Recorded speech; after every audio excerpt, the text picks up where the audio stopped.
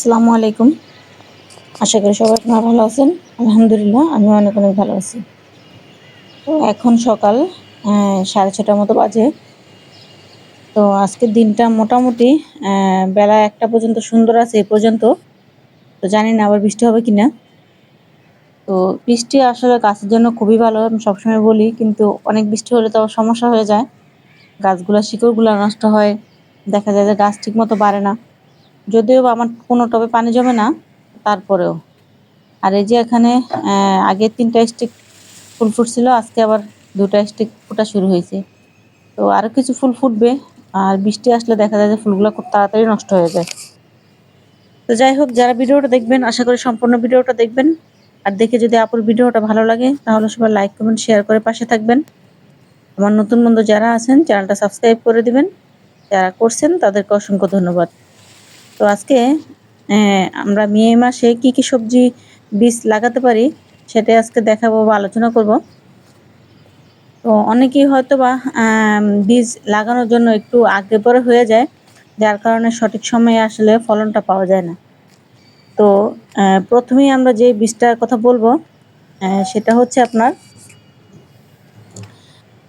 Data গাছ। ডাটার বীজটা আপনারা যদি ভালো মানের একটা ডাটার বীজ এনে লাগান, তাহলে খুব সুন্দর করে কিন্তু ডাটার ফলন পাওয়া যায়। আর ডাটা উঠতেও বেশি দিন সময় লাগে না। তো ডাটাটা দেখা যায় কি আপনার প্রথমে যদি আপনার খুব বেশি বড় জায়গা থাকে সেখানে অল্প কিছু বীজ ফেলে, তারপরে যদি এই যে আমি যেমন এরকম পাতলা করে লাগাই দিছি, একটা দুইটা করে সরিয়ে সরিয়ে চাইলে প্রতিটা টবের গোড়ায় একটা দুইটা করে লাগিয়ে দিতে পারেন। আর খুব দ্রুত কিন্তু ফলন পাওয়া যায়। আর বিভিন্ন জাতের ডাটা আছে। তো এই আগে যে ডাটাগুলি দেখছেন ওটা আমার এক জাতের, এটা আবার অন্য জাতের। এটা মোটামুটি অনেকটাই বড় হয়েছে। তো এখনো ফুল আসে নাই, মনে হচ্ছে আর একটু বড় হবে। আর তারপরে যে জিনিসটা রাখবেন শাকের মধ্যে, সেটা হচ্ছে কলমি শাক। খুব দ্রুত কলমি শাক বাড়ে। আর কলমি শাকের ফলনও খুব সুন্দর হয় মাশাল্লাহ। এটা আমি বীজ থেকে গাছ করছি। আপনারা চাইলে বাজার থেকে কলমি শাক কিনে এনে সেই ডগাটাও লাগাতে পারেন। সেটা থেকেও খুব সুন্দর কলমি শাক পাবেন। আর খুবই দ্রুত বড় হয়। শুধু একটু করে সরিষার খোলবির জন্য পানি দিবেন। তো তারপর হচ্ছে যেটা রাখবেন, যেটা আমার বাগানে আমি প্রথমে এবার চাষ করছি। তো চাইলে আপনাদের বাগানেও রাখতে পারেন, আর অনেকের বাগানে হয়তো বা আছে। তো সেটা হচ্ছে যে ধুন্দুল। এই ধুন্দুলটা বিভিন্ন জাতের আছে। তো আমি অন্যান্যবার চাষ করতাম না। এই ধুন্দুল গাছ অনেক বেশি বড় হয়, তারপরে গিয়ে ফলন হয়, যার কারণে আমি লাগাতাম না। তো এবার যেহেতু এই জাতটা পাইছি, তো লাগানোর পরে দেখলাম। তো তারপরে তো আপনারাও দেখতে পাচ্ছেন যে কতটুকু অবস্থায় গাছ থেকে ফলন শুরু হয়েছে। মাশাল্লাহ, মোটামুটি খুব ভালো ফলন পাইছি। আর এরপরে আপনারা যেটা বাগানে রাখবেন, আর এখান থেকে আপনারা অবশ্যই বীজ করে রাখতে পারেন। সবসময় আমি বলি যেই সবজিটা আপনাদের যখন ভালো হবে সেই সবজিটা আপনারা চাইলে বীজ করে রাখতে পারেন। আর তারপর হচ্ছে শশা গাছ। যদিও বা শশার ফলন আমি এখনো পাই নাই, আমার বাগানে শশা গাছ তেমন একটা বেশি নেই। একটা শশা গাছ আছে, কিন্তু এই শশা গাছটাতে এখনো কোনো মানে শশা সহ ফুল আসে নাই। এমনিতে ফুল আসা শুরু হয়েছে। তো জানি না পাবো কি না। তো আপনারা চাইলে আপনাদের বাগানে হাইব্রিড জাতের কোনো ভালো জাতের একটা শশা গাছ কিন্তু অবশ্যই রাখতে পারেন। কারণ শশা গাছ গরমেও হয়, শীতেও হয়। আর গরমে তো ফলনটা খুব সুন্দর হয়। তারপরে হচ্ছে চিচিঙ্গা। চিচিঙ্গাও অনেক রকমের আছে, খুব লম্বা টাইপের আছে, একটু খাটো জাতের আছে, তার চাইতে আরেকটু খাটো জাতের আছে। তো আমারগুলো তো দেখতেই পাচ্ছেন কতটুকু বড় হয়। আর এবছর আমার চিচিঙ্গাগুলি দেখা যায় যে একটু সাইজে ছোট হয়, আবার একটু দেখা যায় চিকনও হয়। কিন্তু গত বছর আলহামদুলিল্লাহ খুব ভালো হয়েছে। আর এবছরও তেমন একটা খারাপ হয় নাই, কিন্তু মাঝে মাঝে কিছুটা একটু আর কি একটু চিকন একটু এরকম হয়েছে আর কি। তো তারপর আলহামদুলিল্লাহ ফলন কিন্তু মাশাল্লাহ অনেক পাইছি। বা এখনো গাছে আরো আলহামদুলিল্লাহ অনেক চিচিঙ্গা আছে।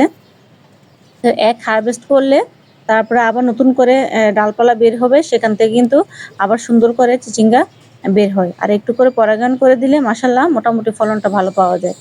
তো এটা আলহামদুলিল্লাহ আশা করি আবার চিচিঙ্গা হারভেস্টিং এর সময় হয়ে গেছে।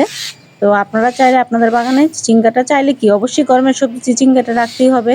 আপনারা এখনো বসাতে পারেন, কারণ গরম মোটামুটি এখন আরো অনেক মাস আমরা পাবো। মে, জুন, জুলাই, অগাস্ট মাস পর্যন্ত হয়তোবা আমরা গরমের সবজি মোটামুটি পাবো। এখনো আরো অনেক সময় আছে। তারপরে হচ্ছে মিষ্টি কুমড়া। মিষ্টি কুমড়া তো 12 মাস হয়। তো তো 12 মাসের মধ্যে গরমের যেটা হয় সেটা অবশ্য লাগালে ভালো হয়। আর আমার মিষ্টি কুমড়া গাছ হয়, কিন্তু সহজে মিষ্টি কুমড়া আমি কিন্তু খুব কম আমার ছাদ থেকে আমি ফলন পাই। কেন জানি না। এই মিষ্টি কুমড়া আমার গাছটা মাশাআল্লাহ খুব সুন্দর হইছে। এখানে কিন্তু মিষ্টি কুমড়া কয়েকটা পড়ছিল। এখনো গাছে ছোট, ছোট আছে। তো তারপরেও মানে থাকে না কেন জানি বুঝতে পারি না। কি এটা বর্ষার সিজনে না শীতের সিজনে সেটাও আসলে বুঝতে পারি না। তো যাই হোক আপনারা চাইলে আপনাদের বাগানে এরকম করে একটা মিষ্টি কুমড়া ১টা ২টা গাছ রাখতে পারেন।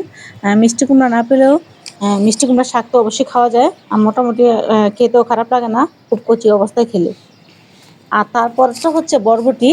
বরবটি তো গরমের খুব জনপ্রিয় একটা সবজি। অবশ্যই আমরা আমাদের বাগানে বরবটি গাছ রাখবো। তো আমার কাছে অন্যান্য যে বরবটি আছে, তার চাইতে এই সাদা বরবটিটাই খুব ভালো লাগে। আর সত্যি কথা বলতে আমি বাজার থেকে কোনো বরবটি কিনে খাই না। যখন আমি গাছ না লাগাতাম তার আগেও তেমন একটা আমি বাজার থেকে কিনে আনতাম না বরবটি। বাজারে যে সবুজ বরবটি পাওয়া যায় আমার তেমন একটা পছন্দ ছিল না। কিন্তু এই সাদা বরবটিটা মাশাআল্লাহ আমি বাগানে নিজের হাতে করি। আর খেতেও কিন্তু খুব ভালো লাগে, খুব মিষ্টি। আর মাশাআল্লাহ খুব ডালপালা বের হয়। ২টা ৩টা গাছ হলেই কিন্তু আপনার মোটামুটি একটা চাহিদা পূরণ হয়ে যায় এখান থেকে। তো আমি একটু গাছ বেশি করেই লাগাই, যাতে করে একটাতে না ধরলেও আরেকটাতে ধরে। তো যেকোনো গাছই একটু বেশি জায়গা থাকলে একটু বেশি লাগানোই ভালো। আপনার একটাতে ফলন না হলেও কিন্তু আরেকটাতে ফলন হবে ইনশাআল্লাহ। আর খাবার তো অবশ্যই কি দেই সবসময় আপনাদের সাথে আমি শেয়ার করি। আর ফলের মধ্যে তো যারা ফল গাছ লাগান তারা তো জানেন। তার মধ্যে হচ্ছে মালবেরি গাছটা। মালবেরি গাছটা কিন্তু এই গরমের সিজনে মোটামুটি খুব ভালো একটা ফলন পাওয়া যায়। মাশাআল্লাহ আরো প্রচুর পরিমাণে ধরছিল। তো কিছু তো অবশ্যই ঝরে যায়, সবগুলো তো আর থাকে না। তো এখন মালবেরি গাছটা আপনারা চাইলে আপনাদের বাগানে রাখতে পারেন। প্রতিবার ধরার পরে একবার করে ডালা কেটে দিবেন। তারপরে দেখবেন আবার নতুন ডালা থেকে অ্যা মালবেরি বের হয়। তারপরে হচ্ছে আপনার চাল কুমড়া। মাশাআল্লাহ আলহামদুলিল্লাহ মোটামুটি ২টা চাল কুমড়া হারভেস্ট করছি গাছ থেকে। তবে এই বছর আমার চাল কুমড়া গাছ হিসাবে অত একটা জালি আসে নাই। তো তারপরেও যাই হোক এজন্যই মানে আপনাদের বাগানে যে সবজিটা ভালো হয় এজন্যই আমি বলি যে সবসময় বীজ রাখবেন। কারণ যখন আমরা বাজার থেকে বীজটা কিনে আনি তখন কিন্তু আমরা বুঝতে পারি না কোন বীজটা কেমন পড়ে। আর এই তো এখানে একটা চাল কুমড়া আছে। তো চাল কুমড়া যেহেতু একটু শক্ত সবজি, একটু বেশি দিন সময় লাগে পাকতে, তো যার কারণে আমি চাল কুমড়ার বীজটা তেমন একটা রাখি না। ওই বাজার থেকে কিনে আনি, প্রতি বছর কিনে এনে লাগাই। তো এই বছরটা একটু অন্যরকম পড়ছে। আর এই যে দেখেন মৌমাছিগুলা মাশাআল্লাহ কত মৌমাছি আসে সকালবেলা যখন ফুলগুলা ফুটে, প্রচুর মৌমাছি। আর তারপরে হচ্ছে লাউ গাছ। লাউ গাছটা আপনারা গরমের সবজিতে রাখতে পারেন। কিন্তু আমি যেহেতু লাগাইছি, এখনো কোনো লাউয়ের ফলন আসে নাই। তবে স্ত্রী ফুল আসে। সমস্যা হলো আপনার গরমের সিজনে অ্যা মানে পুরুষ ফুলটা স্ত্রী ফুলটা আসে, পুরুষ ফুলটা কম আসে। এটাই হলো একটা সমস্যা। তবে গরমের সিজনে যেটা সেটা আপনারা চাইলে বাগানে ১টা ২টা লাউ গাছ রাখতে পারেন। তারপরে হচ্ছে করলা গাছ। করলা গাছ তো অবশ্যই গরমে আমাদের বাগানে যারা আমরা বাগান করি সবার বাগানে করলা গাছ থাকবেই। এটা কোনো ভুল নাই। তো মাশাআল্লাহ আমার এই করলা গাছটা মোটামুটি আশা করি কয়েকদিনের মধ্যে ফলন আসবে।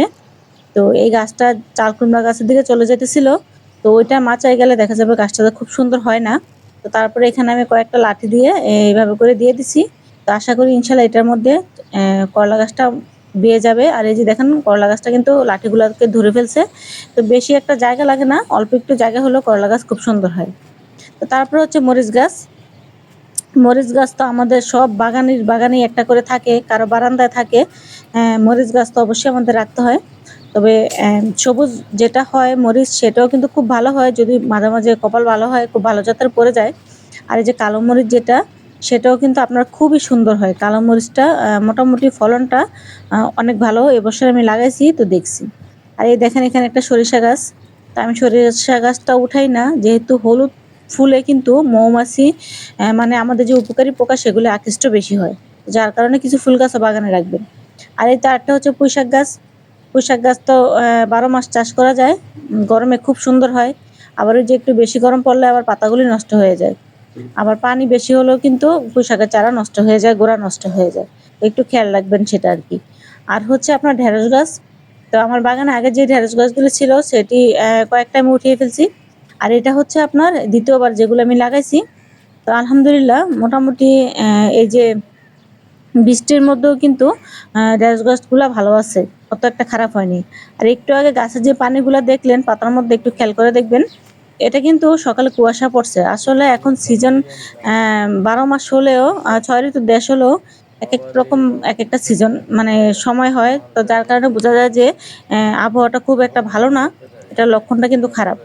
আর শাকের মধ্যে আরেকটা হচ্ছে হেলেঞ্চা শাক। যারা হেলেঞ্চা শাক পছন্দ করেন, একবার শুধু বাগানে কষ্ট করে লাগান, তারপরে আর লাগাতে হবে না। দেখবেন সবসময় আপনার বাগানে হেলেঞ্চা শাক থাকবেই। খুব সুন্দর হয় হেলেঞ্চা শাক। আর এই যে আরেকটা মরিচের জাত, এটা হচ্ছে আপনার ইয়া মরিচ, ধান্না মরিচ, যেটা খুব ছোট, ছোট হয় কিন্তু অনেক বেশি ঝাল হয়।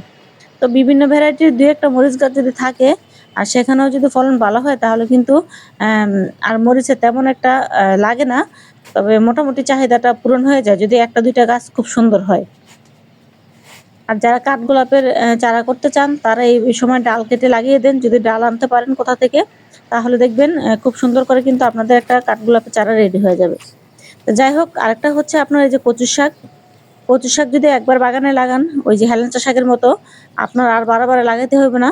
এই একটা শিকড় থেকে দেখবেন প্রতি বছর আপনি না চাইলেও অন্য টবে হোক বা আরেক টবে হোক, কিভাবে না কিভাবে আপনার সেখানে উঠেই যাবে। তো আমার এই যে এখানে যে সাদা এই যে দেখতেছেন কচু শাকগুলি, অন্যান্য টবে কিন্তু আমি দিতে চাইনি বা দেই নাই। কিন্তু তারপরেও দেখা যায় যে আরো অন্যান্য টবের মধ্যে কিন্তু খুব সুন্দর এরকম কচু শাকগুলো উঠে যায়। তো যেহেতু এখন সামনে বর্ষাকাল, কচু শাকটা কিন্তু খুব সুন্দর হবে আর খুবই কম যত্নে কিন্তু বড় হয়ে যায়। আপনারা বাগানে অবশ্যই কচু শাক রাখবেন। আর আরেকটা হচ্ছে বেগুন। বেগুনও তো আমাদের খুব জনপ্রিয় একটা সবজি, আমরা সবাই লাগাই। বাগানে যারা আছে সবার বাগানে ১ টা করে বেগুন গাছ, ২ টা করে বেগুন গাছ বা কারো বাগান যদি বড় থাকে আরো বেশি। তো আমি নতুন করে এই যে চারাগুলি করছি, চারা থেকে ৪ টা চারা আমি ওইদিন লাগিয়ে দিছি। আরো কিছু চারা আমি লাগাবো। তো একটু বেশি করে করলে কি কাউকে একটু গিফটও করা যায় চারা, বা বীজ বেশি থাকলে কেউ চাইলে তাকে দেওয়াও যায়। আর পেয়ারা গাছ তো অবশ্যই আমার দেখছেন, আগেও দেখাইছি। সেই ছোট্ট আমার তেলের লিটারে যেই ৫ লিটার তেলের বোতলের যে গাছটা ছিল সেটা একটু বড় টবে আমি ট্রান্সফার করে দিছি। তো এখন আশা করি আলহামদুলিল্লাহ পেয়ারা ফলনগুলো আরেকটু ভালোই হবে, খারাপ হবে না। তো আপনারাও কিন্তু লাগাতে পারেন। আর এই যে আমার ধুন্দুল গাছের আরেকটা জিনিস শেয়ার করি, এই যে নতুন, নতুন যে আগাগুলি দেখলেন, ৩ দিন ৪ দিন আগেও কিন্তু আমার এই আগাগুলি ছিল না গাছে। কারণ গাছগুলা ছোট। মাশাআল্লাহ এখান থেকে প্রায় ১৫ টার বেশি আমি অ্যা ধুন্দুল হারভেস্ট করছি। তো যার কারণে গাছের কিন্তু প্রচুর এনার্জি নষ্ট হইছে। তো তখন কিন্তু কোনো নতুন শাখা-প্রশাখা বের হয়নি। তো যখন আমার একবারে সবগুলি তোলা শেষ হইছে, তারপরে কিন্তু দেখেন এখন আবার নতুন করে আগা বের হইতেছে। সেখান থেকে আবার অ্যা আশা করি ধুন্দুল পাবো আমি। তো পেলে তো অবশ্যই আপনাদের সাথে শেয়ার করব। আর এই তো বড় বেগুন যেগুলো আছে সেগুলোও উঠিয়ে ফেলবো। এগুলাতে তেমন একটা আর বেগুন হবে না। আ এই জাতটা বেশি একটা ভালো করে নাই। যার কারণে বেগুনগুলো রাখবো না। তো যাই হোক, যে গাছগুলো দেখালাম ১৮, ১৯ টা ২০ টা গাছ, এর বাইরেও আরো অনেক গাছ আছে। যাদের বাগান বড় তারা চাইলে আরো অনেক কিছু লাগাতে পারেন। তো এই যে সবজিগুলো দেখালাম এগুলো হচ্ছে কমন সবজি। এগুলো এই গরমে লাগালে আর একটু যদি যত্ন করি খুব সুন্দর কিন্তু এখান থেকে ফলন পাওয়া যায়। আপনারা যারা এখনো বাগানে এই সবজিগুলোর মধ্যে কিছু একটা সবজি লাগান নাই, তারা চাইলেই সেই সবজিটা এখনো লাগিয়ে দিতে পারেন। আশা করি খুব সুন্দর ফলন পাবেন, খুব ভালো হবে। আর এই যে দেখুন একটা পোকা ধুন্দুল গাছে, গতকালকেও দেখিনি, আজকে চোখে পড়ল। তো এটা এইভাবে করে ছিঁড়ে আমি এখনই এটাকে মেরে ফেলবো যাতে করে অন্য কোনো জায়গায় ছড়াতে না পারে। যাই হোক, আজকের ভিডিওটা কেমন লাগলো জানাবেন আপুকে কমেন্টস করে। আর ভালো লাগলে লাইক, কমেন্ট, শেয়ার তো অবশ্যই করবেন। তো সবাই ভালো থাকেন, সুস্থ থাকেন। আল্লাহ হাফিজ।